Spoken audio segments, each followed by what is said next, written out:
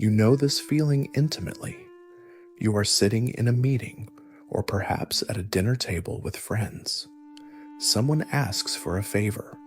It is something you absolutely do not have the time, energy, or desire to do. Your internal GPS is screaming at you to turn back, to say no, warning you that you are already drowning. But then a reflex kicks in, faster than thought, faster than logic. A smile plasters itself onto your face. Your head nods automatically, and your mouth opens to say the words that have become the iron bars of your cage. Sure, I can do that. No problem at all. The moment those words leave your lips, you feel two simultaneous sensations.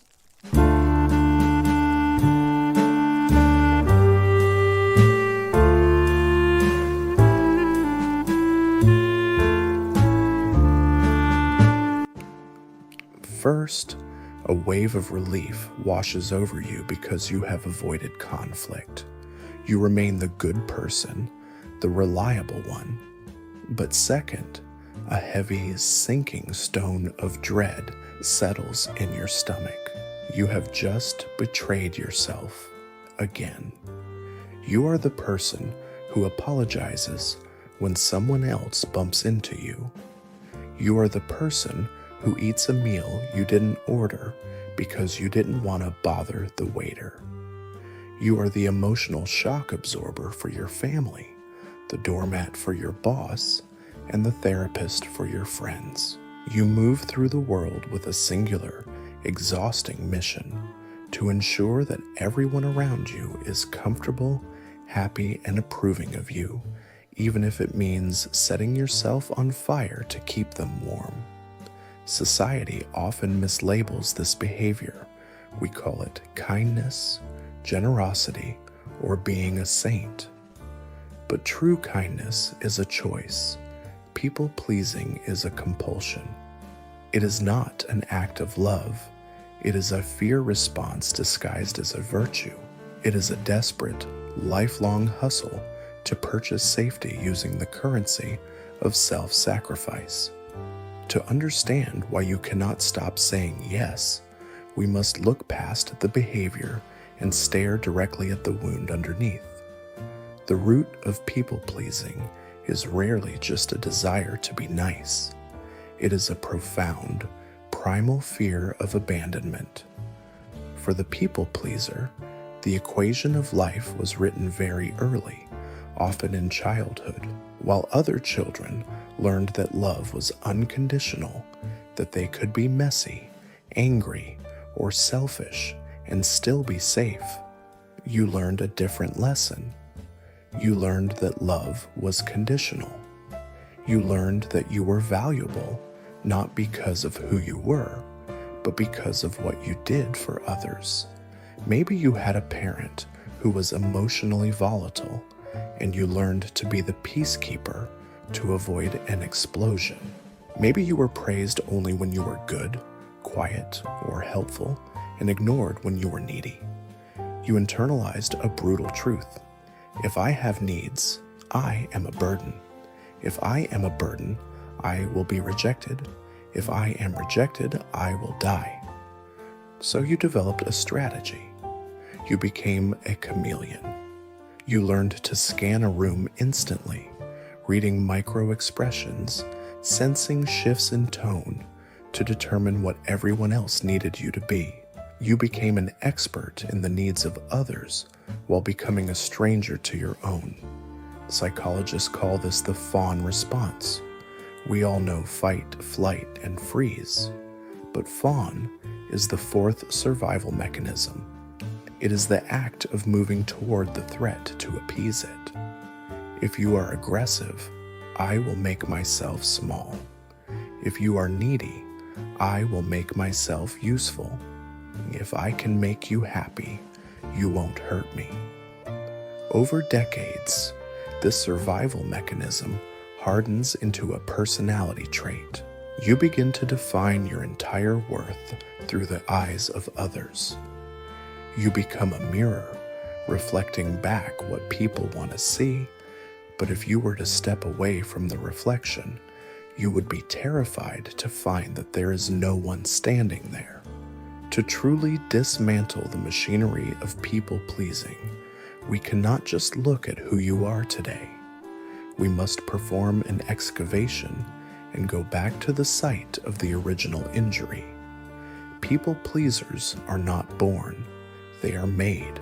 They are forged in the fires of specific family dynamics, where self-abandonment was the price of admission. Usually, the people-pleaser emerges from specific childhood environments. Consider the child who grew up with a narcissistic parent. They learned early on that there was only room for one person in the relationship, and it wasn't them. Their parents saw them not as a separate individual, but as an extension of themselves. You existed to reflect their greatness, soothe their ego, or regulate their volatile emotions. If you had a need that conflicted with theirs, you were labeled selfish. As an adult, you learned that hyper-attunement is survival. You can walk into a room and instantly sense if the energy is off, because your childhood safety depended on reading your parents' mood before you even took off your shoes. Alternatively, perhaps you were a parentified child. If your parents were emotionally immature, addicted, or depressed, the roles were reversed. You became the therapist, the confidant, or the caretaker. You were the 8-year-old worrying about mom's sadness or dad's anger. You learned that you must fix everyone, that you are responsible for other people's emotional states. As an adult, you feel physically ill when someone around you is unhappy, even if it has nothing to do with you. You carry the weight of the world because you think it's your backpack. Then there is the home of chaos. In a home ruled by an unpredictable parent, perhaps due to alcoholism or rage issues, the goal was simply to avoid the explosion. You learned that invisibility is safety. Don't rock the boat. Be the path of least resistance. As an adult, you have a terrifying fear of conflict. To you, a disagreement isn't just a difference of opinion, it is a prelude to war. You will agree with things you hate just to keep the peace. Finally, there is the achievement-based home. In these homes, love was not given freely. It was a reward for performance. You were loved when you got straight A's, or when you were polite to the neighbors. You learned that you are only lovable when you are impressive or useful. As an adult, you become the overfunctioner. You do more than everyone else, stay later than everyone else, and exhaust yourself proving your worth, terrified that if you stop producing, you will stop being loved. This upbringing leads to the central tragedy of the people-pleaser, the erosion of boundaries. A boundary is simply the line where you end and another person begins. It is the gate that says, "This is what I accept, and this is what I do not." But for you, boundaries feel like walls. They feel like acts of aggression. You have been conditioned to believe that saying no is synonymous with saying, "I don't care about you." So your borders are porous. You let people walk in with muddy shoes, trample your carpet, and eat your food. And instead of asking them to leave, you apologize that the carpet wasn't cleaner. This lack of boundaries creates a life of resentment.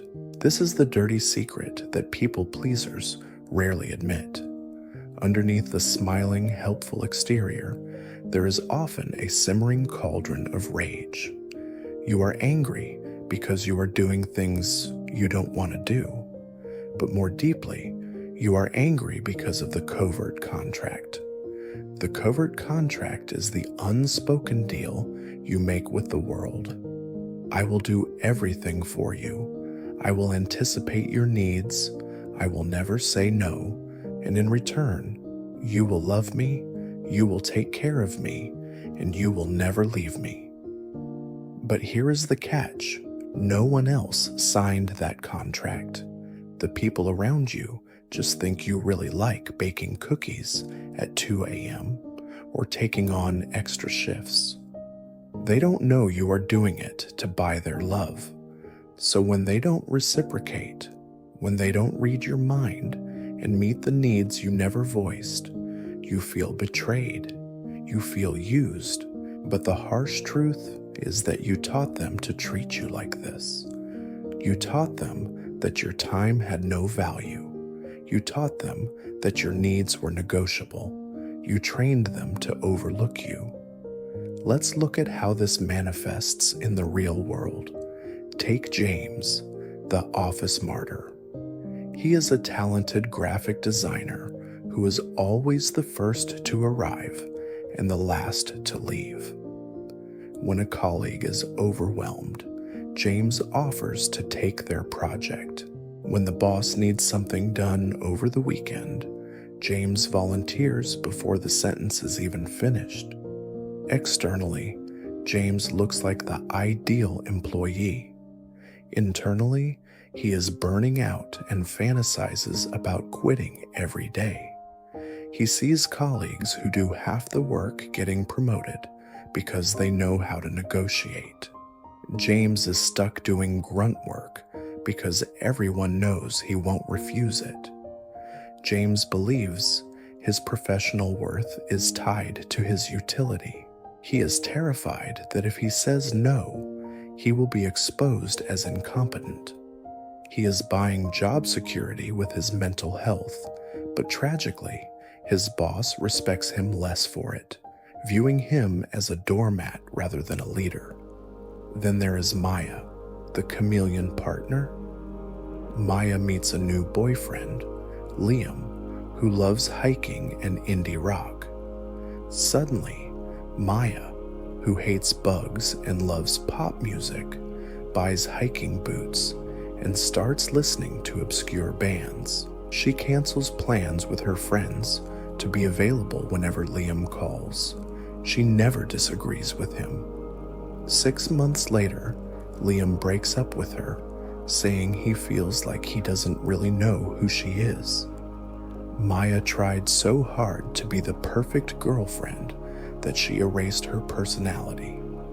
She didn't realize that intimacy requires two distinct individuals. By merging completely with Liam to avoid conflict, she became a reflection, not a partner. Her fear of abandonment actually caused the abandonment.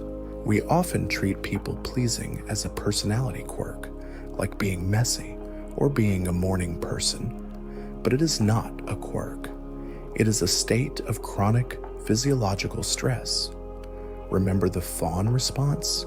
This is not a metaphor. It is biology.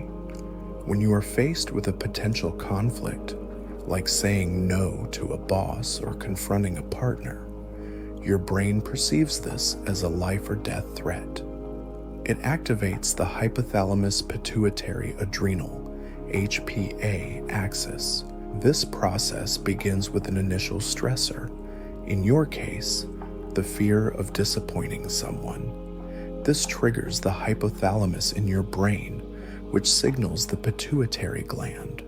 This gland then sends a message to your adrenal glands, causing a massive release of cortisol. For a normal person, this happens only in real emergencies. For a people pleaser, this happens all day long. When the phone rings, cortisol spikes.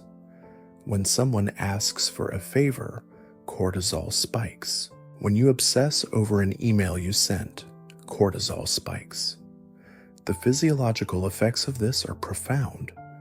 Living in this state of chronic fight, flight, or fawn destroys your body from the inside out. This is why so many people pleasers suffer from autoimmune diseases, as the body attacks itself, mirroring how you attack your own needs. They suffer from chronic migraines and tension headaches, the physical manifestation of holding back their truth. They suffer from digestive issues because the gut knows you cannot stomach the life you are living. You are exhausted not because you did too much physical labor, but because your nervous system has been running a marathon of anxiety for 20 years. Your body is begging you to stop. This inability to set boundaries does not stop at the bedroom door. In fact, it is often where the damage is most profound. For the people pleaser, sex often becomes a performance, not an experience. You may find yourself faking pleasure, not because you want to, but because you want your partner to feel like a good lover. You prioritize their ego over your own sensation. You may agree to acts you aren't comfortable with simply because you don't want to seem boring.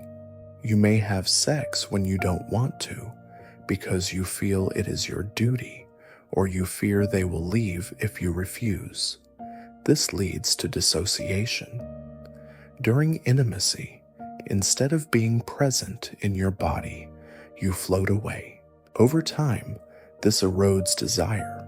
Reclaiming your sexuality requires the realization that your body belongs to you, and your pleasure is not something you perform for an audience. So how do you break this addiction? How do you stop fawning and start living? The cure for people pleasing is not to become a selfish narcissist. The cure is authenticity. It is the realization that your no makes your yes meaningful. If you cannot say no, your yes is not a choice. It is a submission. Recovery begins with a painful but necessary step. You must be willing to be disliked. You have spent your life running from the feeling of someone being displeased with you. You treat disappointment like a loaded gun pointed at your head. You must learn to sit in the discomfort of disappointing others. When you set a boundary, you will feel a spike of anxiety. Your brain will scream that you are in danger. Your job is to feel that anxiety, acknowledge it, and do nothing. Do not rush to explain. Do not offer a lie. Just let the no hang in the air. Watch what happens. The world will not end. Every time you survive this anxiety without crumbling, you rewire your brain. You must also dismantle the nice person identity. You have clung to the label of nice because you think it protects you. But nice is often just a fancy word for fearful. Strive to be kind instead. Niceness is about being polite and pleasing. Kindness is about being honest and helpful. Sometimes, the kindest thing you can do for a friend is to say, "I can't help you with this because I am exhausted, and if I do it, I will resent you." That is honest. That protects the relationship. Theory is essential, but you need armor for the battlefield. You need words. When your brain freezes in the moment, you need scripts, pre-memorized phrases that you can deploy automatically to protect your time. First, try the buy time script. When you are put on the spot, say, "That sounds like a great opportunity. Let me check my calendar and get back to you by tomorrow morning." This stops the reflex and allows you to decide with your rational brain. If you care about the person but cannot do the task, try the relational refusal. Say, "I love that you thought of me for this, but I can't give this the attention it deserves right now, so I have to pass." You are framing the no as an act of care. If you need to say no to money or obligations without making it personal, use the policy refusal. Say, I have a personal rule that I don't loan money to friends. I have to stick to that policy to keep things balanced. It is harder for them to argue with a rule than a rejection. Finally, if you want to help on your own terms, use the partial yes. Say, I can't help you move your entire apartment, but I can come for 2 hours in the morning to help pack boxes. This reclaims control. Breaking the habit of people-pleasing is not a gentle process. It feels like breaking a bone to reset it. It hurts. When you start saying no, the people who benefited from your lack of boundaries will revolt. They will say you are changing or call you selfish. Let them. Imagine a house with no doors. For years, anyone could walk in, track mud on the carpet, and eat the food from the fridge. You stood in the corner, smiling, terrified to ask them to leave. Now, for the first time, you are installing a door and a lock. The people who only came for the free food will bang on the door and scream. But the people who truly love you, they will knock. They will wipe their feet. The journey from people pleaser to self-possessed person is the journey of moving back into your own body.